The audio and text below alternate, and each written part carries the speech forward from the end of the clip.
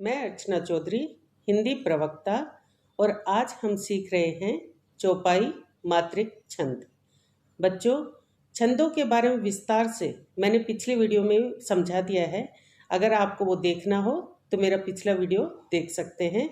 10वीं की परीक्षा में दोहा और चौपाई ये दोनों छंदों की परिभाषा और लक्षण पूछे जाते हैं, इसलिए मैंने दोहा मात्रिक छंद पहले समझा दिया है और अब हम कर रहे हैं चौपाई मात्रिक छंद। तो शुरू करते हैं चौपाई मात्रिक छंद। इसका लक्षण देखिए। कल सोलह जह सदा सुहाऊं, जाके अंत जयता नहीं भावें, सम सम विषम विषम सुखदाई, कवि गण ताकी कहे चौपाई। कल सोलह जह सदा सुहाऊं, यानी जिसके प्रत्येक चरण में क्या हो 16 मात्राएं। जाके अंत, जिसके अंत में जय, जय मतलब जगण। जगण क्या होता है? लघु गुरु लघु। ता मतलब तगण। तगण होता है गुरु गुरु लघु। नहीं भावें, नहीं आनी चाहिए। सम सम यानी समकल के बाद समकल। विषम विषम, विषम विषम मतलब कि विषमकल के बाद विषमकल। सुखदाई यानी आना चाहिए। समकल होता है बच्चों जो भी सम संख्या होती है। सम संख्या ये जैसे 2, 4, 6, 8, जिसको भी 2 से भाग जाता है। और विषमकल होता है जिसको भी 2 से भाग नहीं जाता, जैसे 1, 3, 5, 7 आदि। कवि गण ताके कहे चौपाई, यानी जिसमें भी ये लक्षण होते हैं तो वो कहलाता है चौपाई। तो शुरू करते हैं इसकी परिभाषा।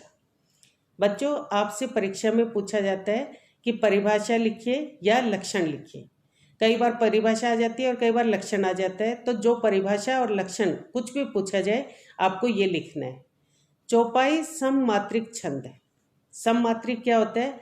जिसके प्रत्येक चरण में समान मात्रा। तो इस छंद में प्रत्येक चरण में कितनी मात्राएं होती हैं? 16 मात्राएं। और पंक्ति के अंत में जगण नहीं आना चाहिए। जगण क्या होता है? मैंने एक नियम बताया था आपको, यमाता राज भान सल का, जिसके माध्यम से आप गण याद कर सकते हो। तो जगण उसके हिसाब से होता है जय भा न, यानी लघु गुरु लघु। और तगण क्या होता है? ता रा जय, ताराज मतलब गुरु गुरु लघु। तो वो जगण और तगण नहीं आनी चाहिए पंक्ति के अंत में। समकल के बाद समकल और विषमकल के बाद विषमकल आनी चाहिए। समकल मैंने आपको बताया कि सम संख्या, और विषमकल यानी विषम संख्या आनी चाहिए।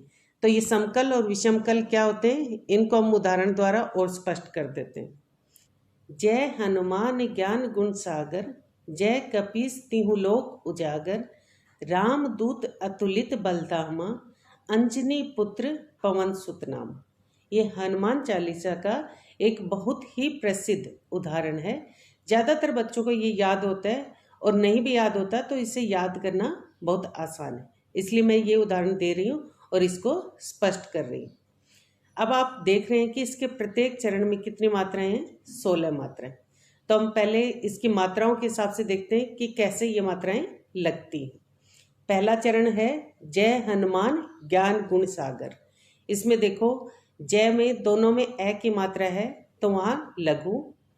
हनुमान में माँ में आ की मात्रा है तो वहाँ गुरु की मात्रा लगेगी, बाकी सभी जगह लघु की मात्रा। ज्ञान में ग और या से बना है ज्ञा, तो इस प्रकार वहाँ क्या आ जाएगा? गुरु। और क्योंकि उसमें या की मात्रा है और न में ए की मात्रा है तो वहाँ लघु। गुण में दोनों में लघु आएगा, और सागर में सा में आ की मात्रा है इसलिए वहाँ गुरु आएगा, बाकी दोनों जगह लघु। मात्राएं गिनो आप।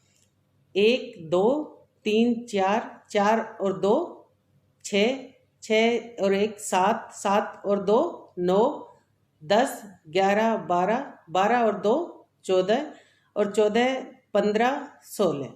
तो इस प्रकार कितनी होगी? 16 मात्राएं। बच्चों, जो लघु है उसका चिन्ह लगता है एक, एक की तरह या खड़ी पाई की तरह, और ये गिने जाते हैं 1। और जो गुरु है उसको हम अंग्रेजी एस की तरह लगाते हैं, और जब ये गिनते हैं तो ये 2 गिने जाते हैं। इस प्रकार से पहले चरण में कितनी मात्राएं होगी? 16 मात्राएं। दूसरा चरण देखिए, जय कपीस तिहु लोक उजागर। जय में क्या है? दोनों में एक की मात्रा है तो वहाँ लघु। कपीस में पी में दीर्घ ई की मात्रा है तो वहाँ गुरु। बाकी दोनों जगह लघु की मात्रा है तो ती हूँ दोनों में क्या आ जाएगा? लघु। लोक में क्या है? लो में ओ की मात्रा है तो वहाँ गुरु और कै में ए की मात्रा है तो लघु। उजागर में जा में आ की मात्रा है तो वहाँ गुरु, बाकी सभी जगह लघु। तो इस प्रकार मात्राएं गिनो, 1 2 3, 3 और 2 5, 5 6 7 8, 8 और 2 10, 11 12, 12 और 2 14 और 15 16। तो इस प्रकार दूसरे चरण में कितनी मात्राएं होगी? 16। अब पहले और दूसरे दोनों चरणों में कितनी मात्राएं हैं? 16। और पंक्ति के हिसाब से अगर गिनो तो इसमें होगी 32 मात्राएं। अब क्या था कि पंक्ति के अंत में जगण और तगण नहीं आना चाहिए, और जगण होता तो क्या होता? लघु गुरु लघु। और तगण भी नहीं होना चाहिए, तगण यानी गुरु गुरु लघु, वो भी नहीं है। यहाँ क्या है? गुरु लघु लघु। इस प्रकार ये चौपाई छंद हो गया। लेकिन आपको ये भी देखना है कि यहाँ समकल और विषमकल आना अनिवार्य है, यानी समकल के बाद समकल आएगा और विषमकल के बाद विषमकल। समकल क्या होता है? जैसे जय है, जय में क्या है? 2 मात्राएं। हनु में भी क्या है? 2 मात्राएं। तो यानी समकल के बाद समकल आया। मान में क्या है? 3 मात्राएं होगी। ज्ञान में भी क्या होगी? 3 मात्राएं। इस प्रकार क्या हो गया? विषमकल के बाद विषमकल। गुण में क्या है? 2 मात्राएं हैं। सा में 2 मात्राएं हैं तो समकल के बाद समकल। गर में क्या है? 2 मात्राएं हैं। और जय में भी क्या है? 2 मात्राएं तो समकल के बाद समकल। कपि में क्या है? 3 मात्राएं हैं।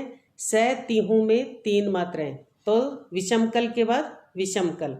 लोक में क्या है? 3 मात्राएं हैं। उजा में क्या है? 3 मात्राएं तो क्या हो गया? विषमकल के बाद विषमकल। तो ये क्या है? समकल के बाद समकल और विषमकल के बाद विषमकल। अब हम करते हैं तीसरा चरण।